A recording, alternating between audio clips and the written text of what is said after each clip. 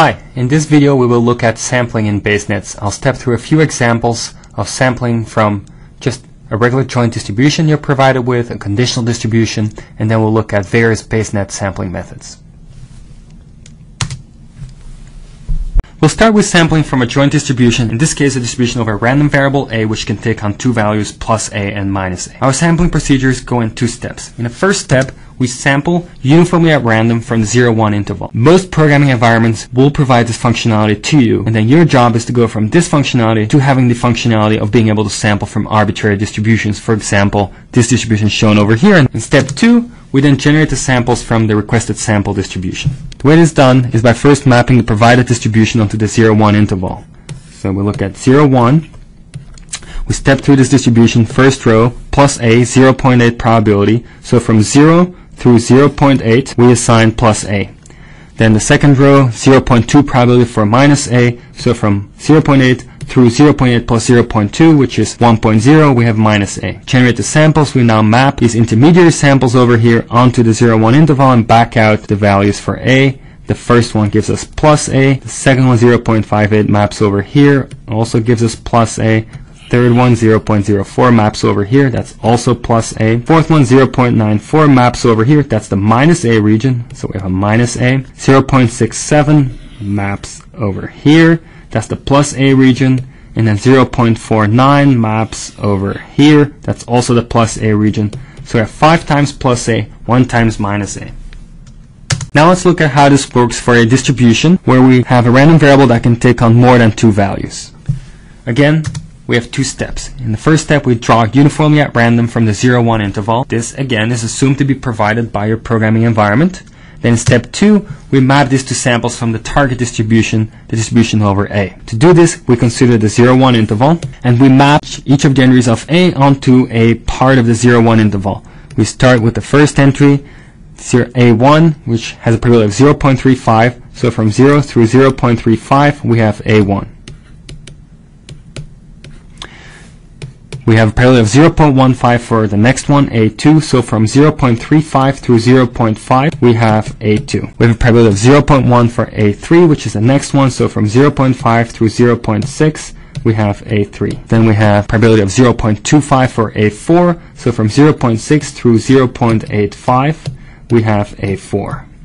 And then for the last one, A5, we have a probability of 0.15, so from 0.85 through 1, we have A5. Now proceeding with the sampling procedure, 0.31 maps onto the A1 interval, so that's A1, 0.58 maps onto the A3 interval, so we have A3, 0.04 maps onto the A1 interval, another A1, 0.94 maps onto the A5 interval, so that's A5, 0.67 maps onto the A4 interval, so that's A4, and 0.49 maps onto the A2 interval, so that's A2.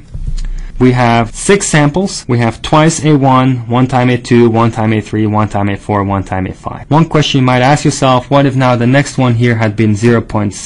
0.6 would map right here on the boundary between A3 and A4. The way we assign when landing on the boundary is by assigning it to the next one. So in this case, we would have that 0.6 would map to A4. Now let's look at how to sample from a joint distribution. We now have 2 random variables, A and B, and this is their joint distribution over here. Again, we proceed according to the same 2 steps. First, sample uniformly at random from the 0-1 interval, and then we'll map that to samples from the target distribution. To get the samples from the target distribution, we map all entries in the target distribution to the 0-1 interval. In this case, again, we start with the first row, plus a plus b, with probability of 0.3, so the interval from 0 to 0.3 is assigned to plus a plus b. Next entry, plus a minus b, has a probability of 0.1, so from 0.3 through 0.4, we have plus a minus b. Next one, minus a plus b, a probability of 0.4, so from 0.4 through 0.8, we have minus a plus b.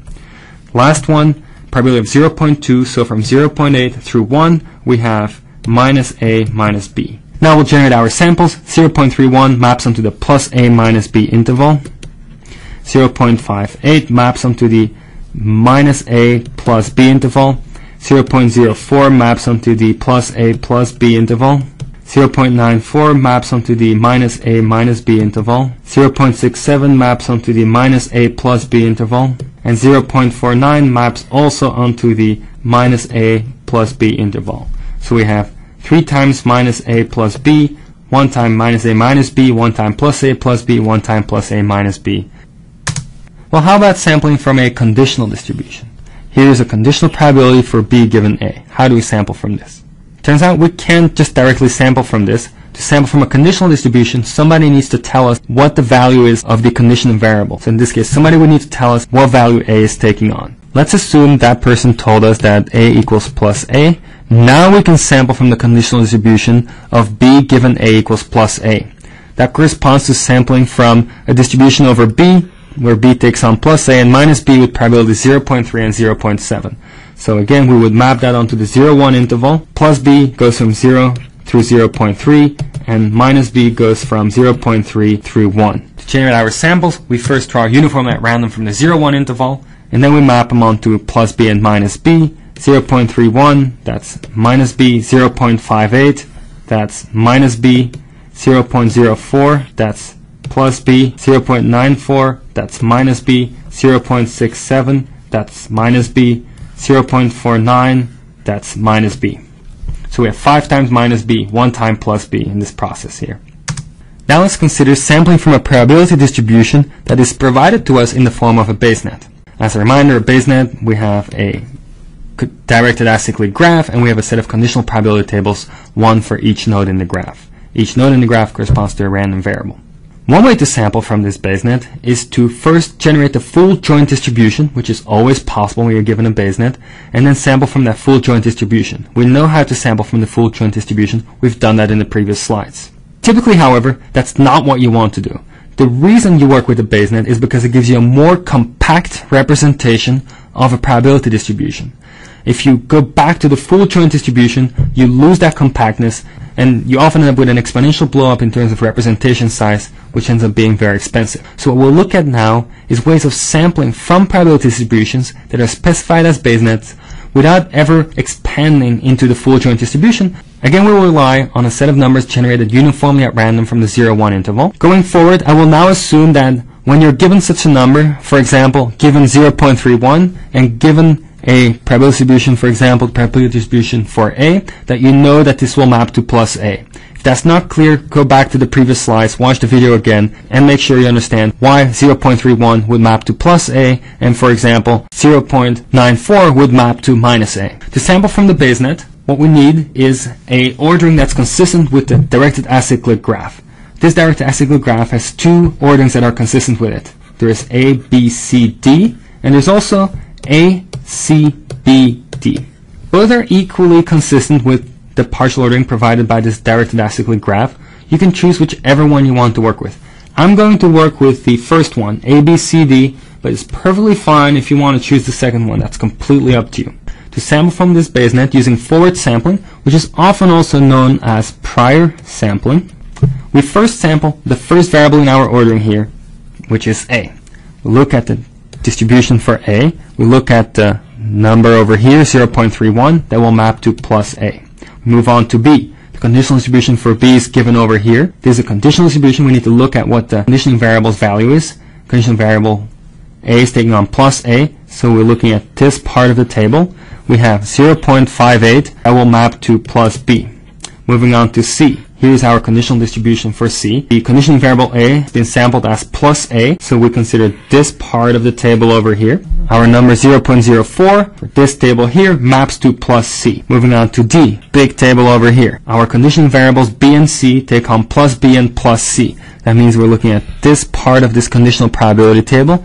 0.94 will map to minus D. So our first sample has been generated. It's plus A plus B plus C minus D. Let's move on to the next sample. Again, we start with the first variable in our ordering, A. We have 0.67. 0.67 maps onto plus A. Moving on to B. The conditioning variable A is plus A, so it's this part of the table again. 0.49 maps onto plus B. Moving on to C. The conditional variable A is plus A, so again, it's this part of the table to look at. 0.37 maps onto plus C. Moving on to D, we have for the conditional variables plus B plus C, so it's again this same part of the table. 0.42 maps onto minus D. So our second sample is also plus A plus B plus C minus D. And then we can continue this for however many steps we'd like, depending on how many samples we want.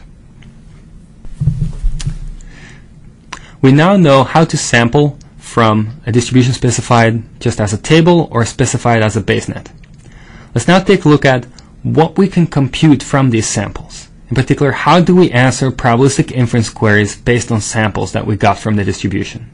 Here's the set of samples we assume we obtained from some distribution over A, B, C, and D. These are queries about our distribution over A, B, C, and D, from which we sampled to get these samples here. The first thing to remember is that from samples we'll never compute an exact answer to these queries. So we will not put an equal sign here, but an approximately equal sign. Now let's see how we answer a particular query. What's the probability of plus D? Based on these samples, we're going to estimate that as the number of times we saw plus D divided by the number of samples. The number of times we have plus D is 1, 2, 3 times. The total number of samples is 10, so it's estimated as 3 over 10.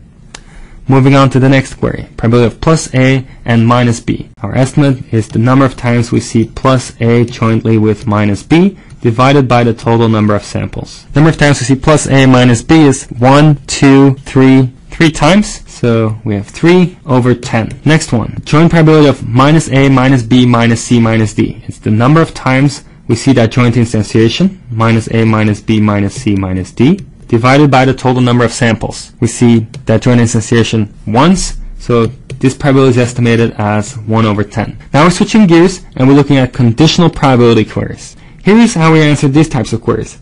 We estimate that probability as the number of times we saw the query and the evidence variables divided by the number of times we saw the evidence. So in this case, it's the number of times in the samples we see minus C and minus D divided by the number of times we saw minus D. Minus D appears 7 times. Minus C minus D appears 4 times. So our estimate is 4 over 7. Our next conditional probability query, again, we estimate this probability from samples as the number of times we see the particular instantiation of the query and evidence variables divided by the number of times we see that particular instantiation of the evidence variables. In this case, the number of times we have plus D minus A minus B divided by the number of times we have minus A minus B. Minus A minus B occurs over here and over here. That is twice. And plus D happens 1 out of those 2 times, so we estimate this probability as 1 over 2 based on these samples. Now, it is possible that from a given set of samples we cannot answer a certain probabilistic query. When will this happen? So in general, when we're asked for the probability of a query variable instantiation given some evidence variable instantiation, it's going to be the number of times we saw the query and the evidence instantiation divided by the number of times we saw the evidence instantiation. If it happens to be the case that in our samples the number of times we saw the evidence is equal to 0, then also the number of times we saw the query jointly with the evidence will be 0, and we'll end up with a 0 over 0, which means we cannot estimate that conditional probability from the samples we've obtained so far.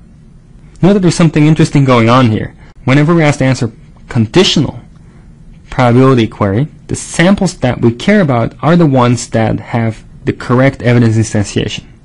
So we might want to ask ourselves the question, if we know the query in advance, and so we know what the evidence variable instantiation is, can we sample more efficiently such that we have more samples that have that right evidence instantiation?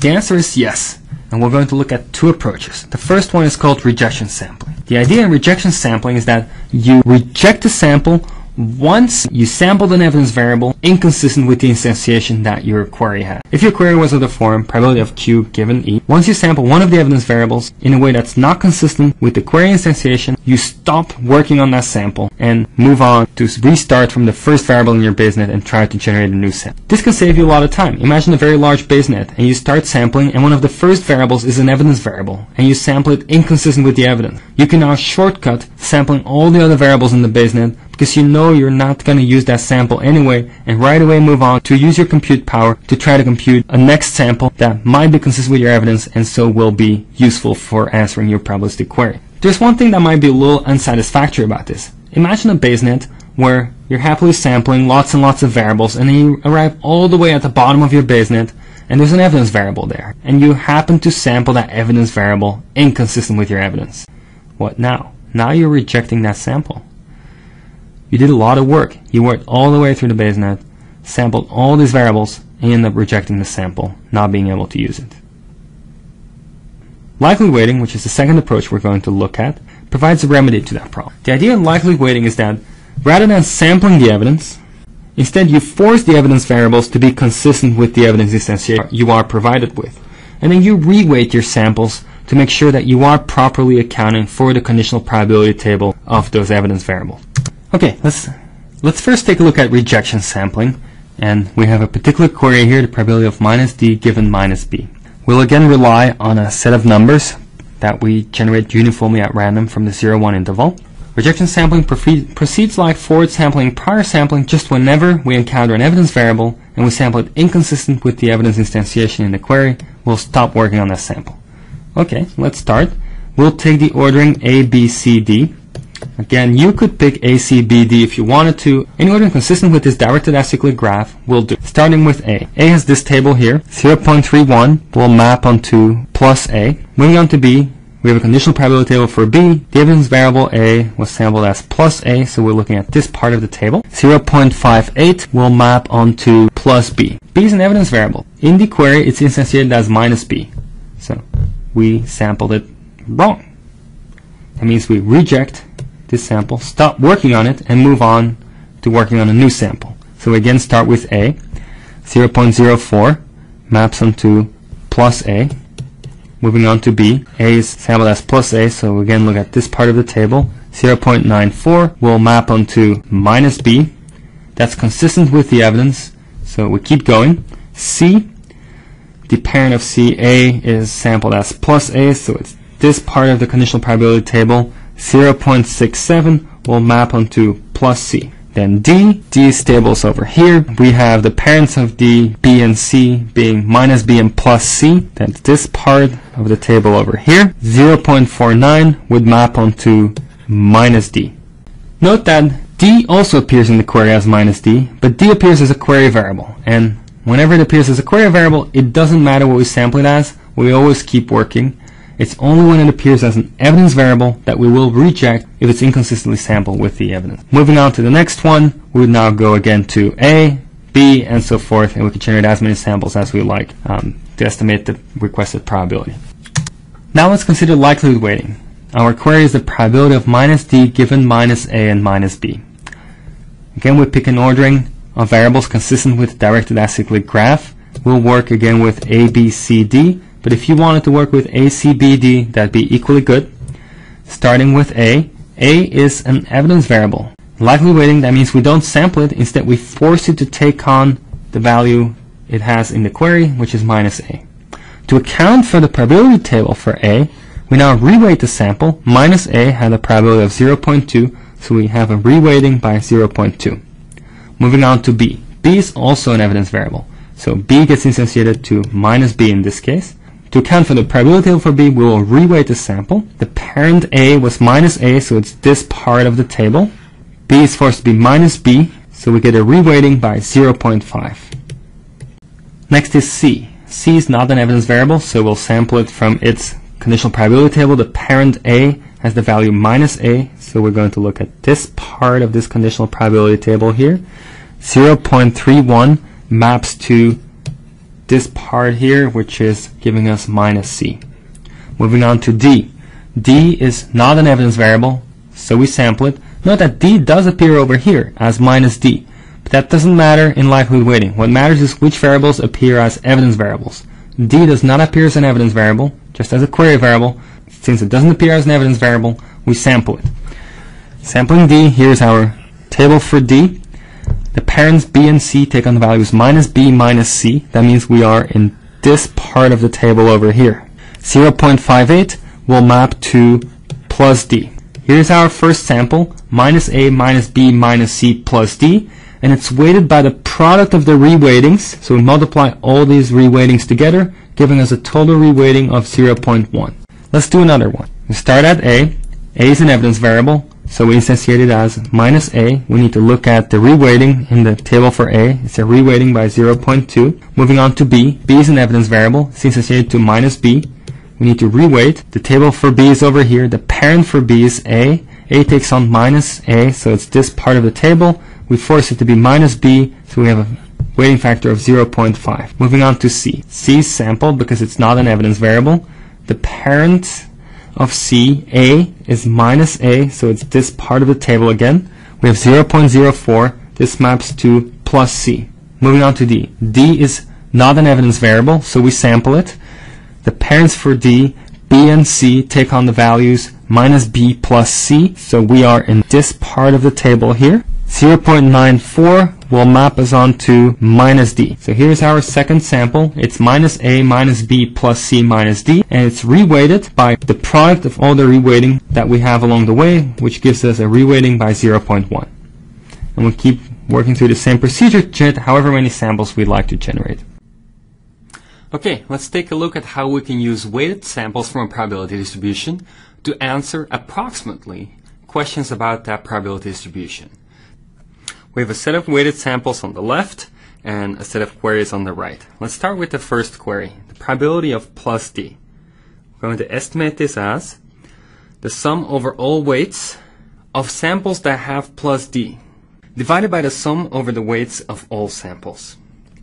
This gives us 0.4 plus 0.1 plus 0.8 divided by the sum over all the weights, 0.3 plus 0.4 plus 0.1 plus 0.3 plus 0.4 plus 0.1 plus 0.2 plus 0.5 plus 0.7 plus 0.8, which is equal to 1.3 divided by 3.8. Okay, let's move on to the next one. The probability of plus A and minus B, as estimated according to these weighted samples, will be the sum over all the weights of samples I have plus A and minus B.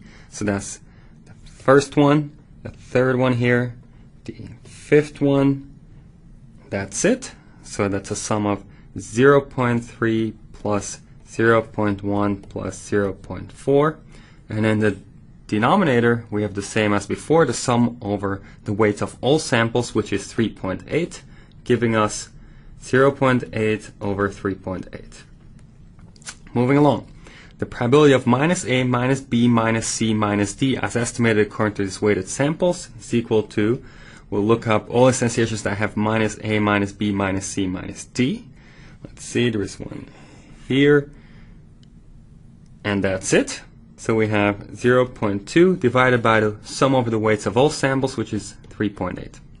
Okay, now we're moving on to a conditional probability query. To answer a conditional probability query based on weighted samples, we compute the following ratio. In the numerator, we have the sum of the weights of all samples that have both the query and the evidence instantiation consistent with the probabilistic query. So in this case, all samples that have minus C and minus D. In the denominator, we have the sum of the weights of all samples that have the evidence variable consistent with the probabilistic query. In this case, that means all samples that have minus D. So in this particular example, we end up with 0.3 from over here, 0.3 from over here, 0.2 from over here, and 0.7 from over here in the numerator. And in the denominator, we look at all the ones that have minus D, which is going to be the same one as the ones in the numerator, plus then also the ones that have minus D combined with plus C instead of minus C. So we have, in addition, this one here, 0.4, then this one here, 0.1, then this one here, 0.5, and then the last one down here, 0.8. Okay, I'll leave the arithmetic up to you to get this into a final expression, and we'll move on to the last query on this slide here, the probability of plus D given minus A and minus B. We use the same system. We have a ratio of the sum of the weights of all samples that have both the query and the evidence consistent with the probability query, divided by the sum of the weights of the samples that have the evidence as in this query. So we're first going to look for every sample where we have minus A, minus B, and plus D. Here is one, and that's it. There's just one. We have 0.1 in the numerator. And then we'll look at the ones that have minus A and minus B. Of course, there's still this one, 0.1 in the denominator. And let's see if we find any others. That's another one here with a weight of 0.2. And that's it. So we end up with 0.1 over 0.3, which is 1/3 for our last query. Okay, that's it for sampling from BaseNet.